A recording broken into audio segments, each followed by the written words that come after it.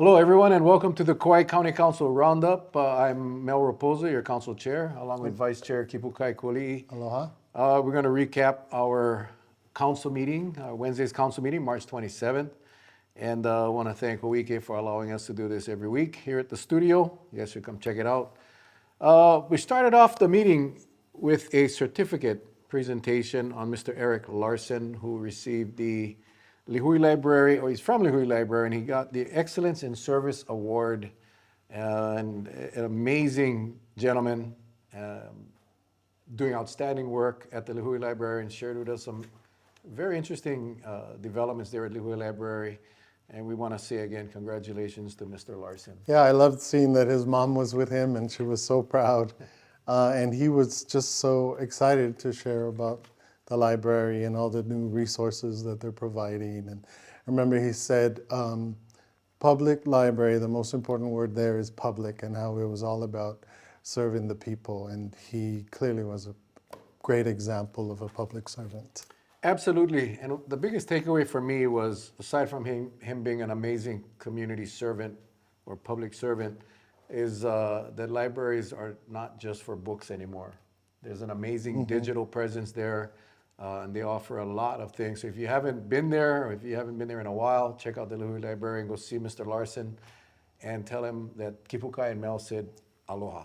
Aloha. From there, we had a pretty heavy agenda. We'll go touch on the bigger items. Again, you can watch the council meetings on Hoike, Channel 53, or on our website at www.kauai.gov. Go ahead and hit the webcast meeting button, and you can watch any of our meetings. It's all archived there. Feel free to go check it out. You can always watch it live on Wednesdays at 8:30 in the morning. Couple of things. KPD was in for a couple of things. Number one, they had to come to us for an approval on agreement with one of the rental cars here, so they can access rental cars when they do operations, investigative projects. Very simple request, obviously, that was approved. We did have a couple of bills we'll get to later, but KPD also came over and needed our approvals on a grant that would make sure that they get provided new bulletproof vests that our officers obviously need.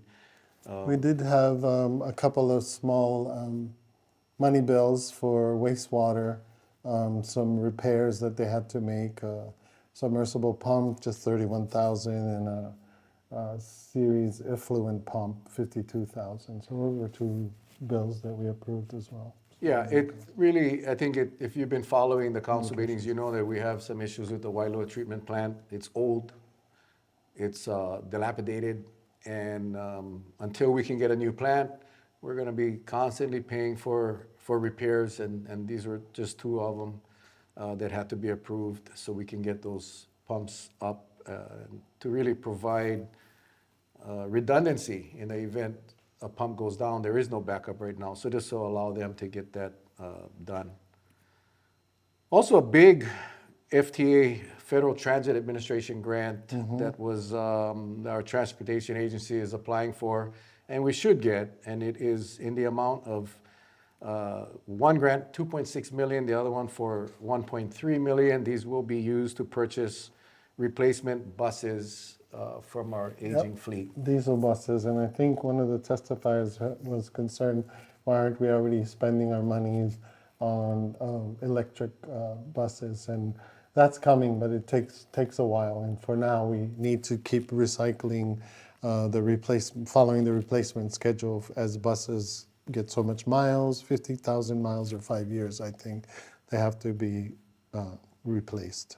And then they keep some as spares, right? The most new I mean, ones. we got to keep those buses running. But again, you know, we can provide as many buses as we can afford.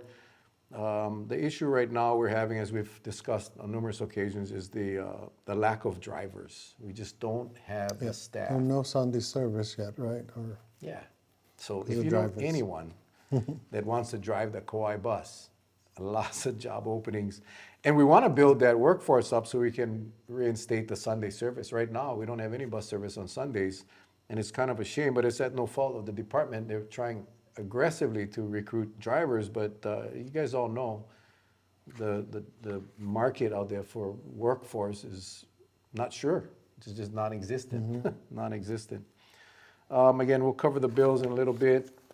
We had a couple of claims against the against the county, as we more and more, we get to see more and more of those things every week, and it's quite a shame, but it is the necessary evil that we got to deal with.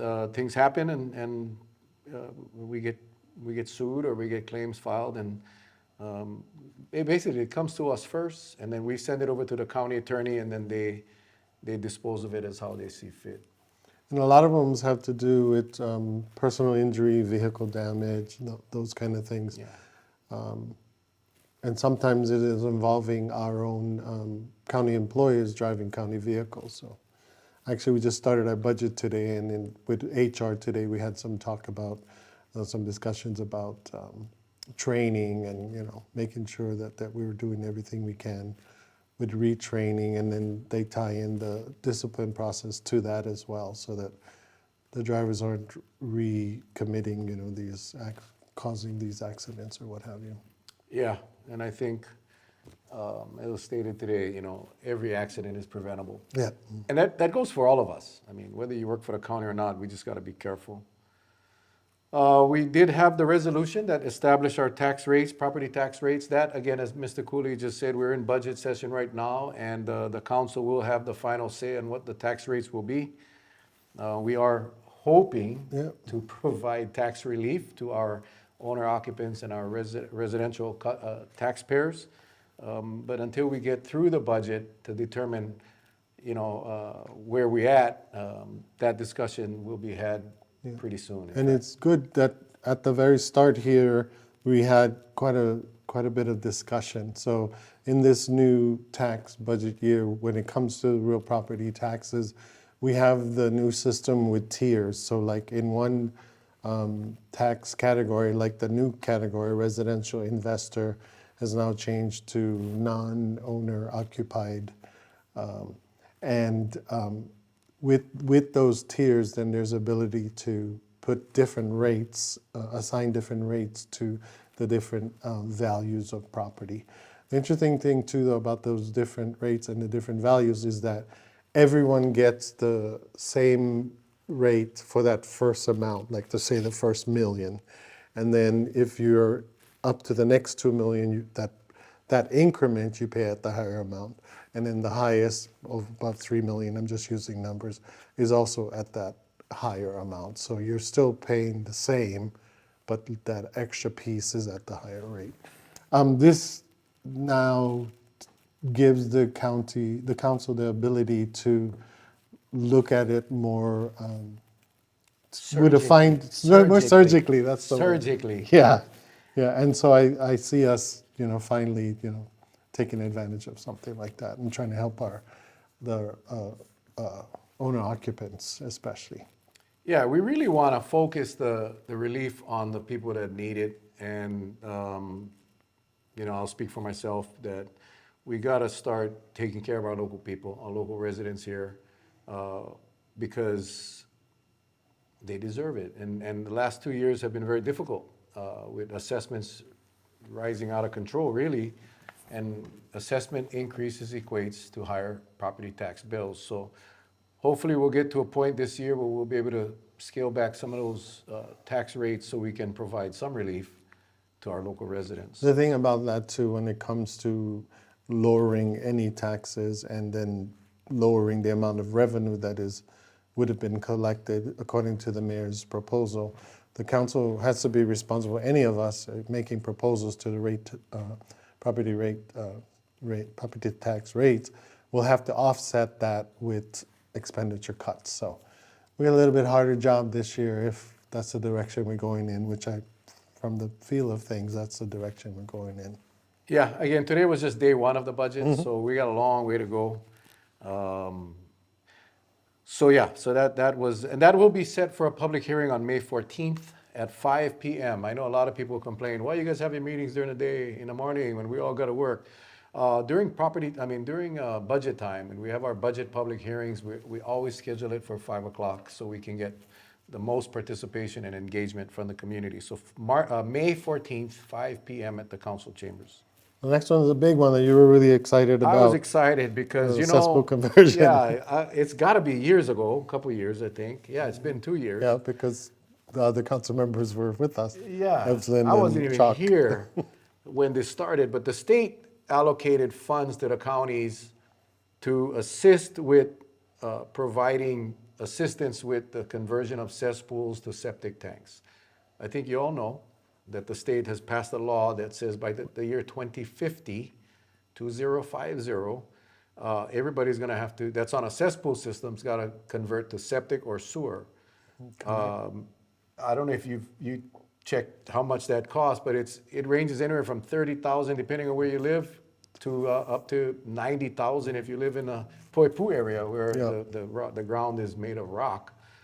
So this will provide $2 million in funding that will be allocated out to the community on a priority basis. There's the parameters will be set forth, but for those that qualify, we will be able to provide some assistance. Now, this again has been talked about for a long time. This resolution now authorizes our administration to move forward. So that was passed unanimously. Yeah.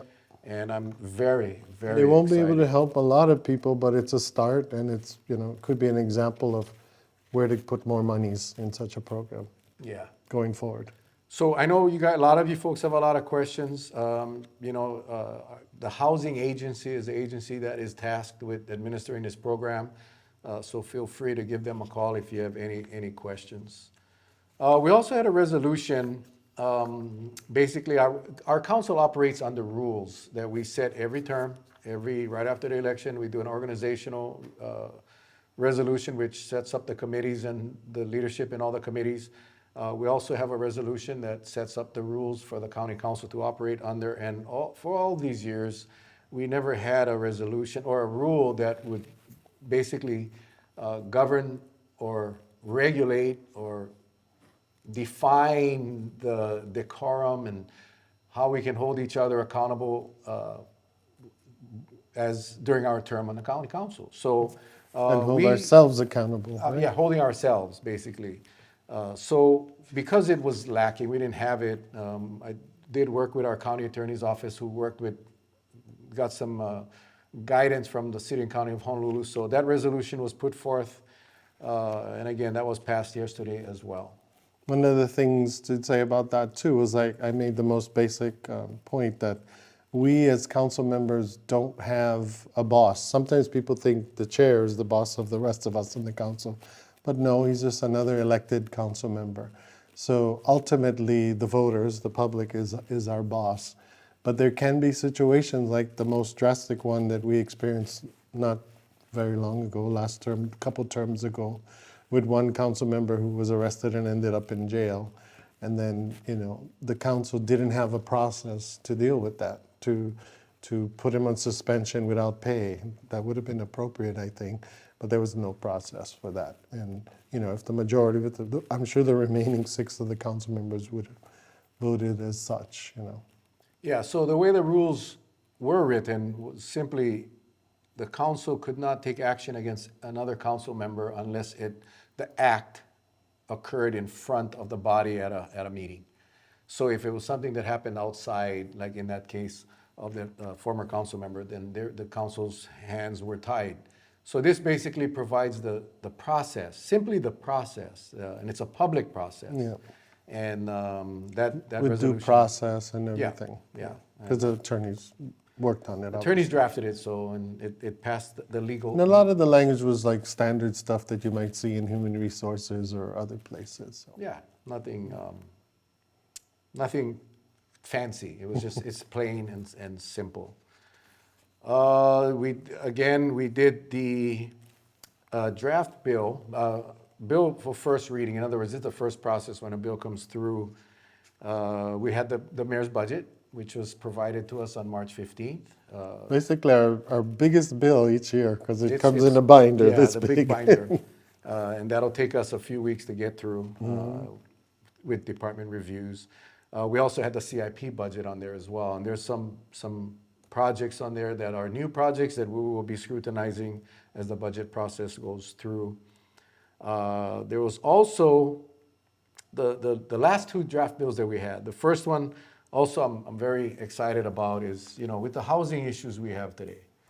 And not everybody supports this, but what we're trying to do is find the low-hanging fruit. How can we encourage or incentivize our local families to be able to provide housing for children or grandchildren? And one of the bigger issues we've had for those families that have agricultural land, they may have large parcels of land that have been in a generation, or been in a family for generations, but they're limited to the structures they can build. So this bill will now allow ag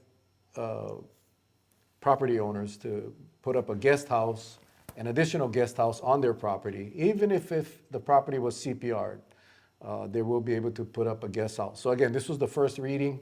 It'll go to a public hearing, it'll come back to the committee, and then it'll come back to the full council for vote. And So the need for housing is so desperate that we need to allow, families to be able to help themselves by building in the backyard or what have you.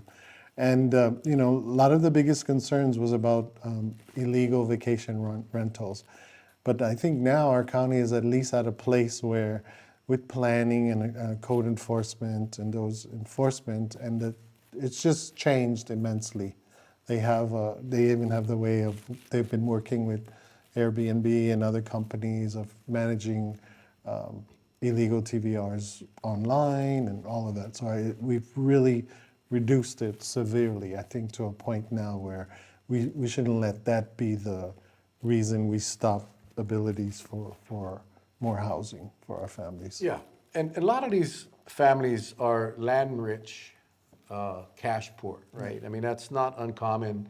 And this will give them an opportunity to put up a guest house and rent it out to basically supplement their income. And property taxes, as we know, has risen, and in fact, threatened many of our landowners into potentially having to sell because they can't afford the property taxes. So this is just one tool. I don't know where it's going to end up. It sounded like we had kind of general support from the council members, but until we get through the process. The devil is in the details. Yes. It's got to go to committee, and we'll work on it. We're going to work on it. But it's very simple. If you have. And we can use your input too. Yeah, of course, for everything, right? So if you have the density or the entitlement for a unit on an ag parcel, you can have one guest house. If your lot is bigger and you can have two homes on your ag lot, then you can have two guest houses. You cannot sell off this guest house as a separate entity. The guest house remains with the main dwelling that is entitled. So, and of course, vacation rentals are not allowed in areas that are not in the visitor destination area. So, as Kipukai said, for those that want to go out and test the system and go try to vacation rent their guest houses, I can assure you that the planning will be after you, and the punishments, remember, $10,000 a day. That's pretty crazy. Yeah, take a chance, go for it. That's it. So that'll be up. Public hearing is set for April 24th on that one.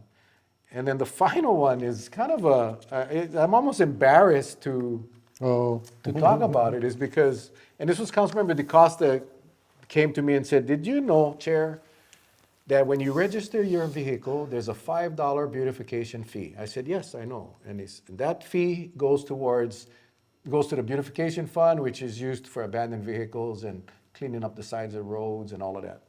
And then he said, Chair, did you know that the rental cars only pay $1? I said, no, I did not know that. So since the beginning of time, while our local residents have been paying, it's just $5 for the beautification fee, but the rental cars were given the benefit of $1. So this bill just bumps the rental car registration beautification fee to be equal to what the local residents are paid, which is $5. And I think you guys were saying that we would want the residents to be at 5 and maybe the visitors to be at 10, per vehicle. But the state law is in place that says it has to be the same. Why wasn't the same all this time? I don't know. 5 and 1. That predates my time on the higher. council, so I just didn't know. But the process, when we have bills that we draft up at the council services, obviously our staff does a great job. We have 2 legal analysts that helps us draft all these bills. Then it goes to the county attorney's office. The initial proposal on this bill, believe it or not, was $20 for the rental cars. But when it went through our legal department, our county attorney, Matt Bracken, and his amazing team came back and said the state law prohibits differences in fees for different classes of people or whatever. So it had to be the same. We did not want to raise the resident fee from $5. So the best we could do without impacting our residents was to just up the tourist rental car companies To $5. to be equal. And that'll generate not a lot of revenue, but it just makes it fair and consistent. So I mean, I think it's cool. Yeah. Nothing major, not earth shattering, but it's about the fairness. Yeah. So that's kind of all we had. We had a few executive session items. We had some things that obviously executive session is confidential, so we cannot discuss that. But aside from that, Kipukai, budget time, Yeah. A lot of Today was our work. first day. first day. Lots of work. And then, I love it, the though. good news is tomorrow is Good Friday and Sunday is Easter. So I want to wish you guys all a happy Easter and spend quality time at home. Hopefully you can hang out with your family or friends and enjoy this weekend.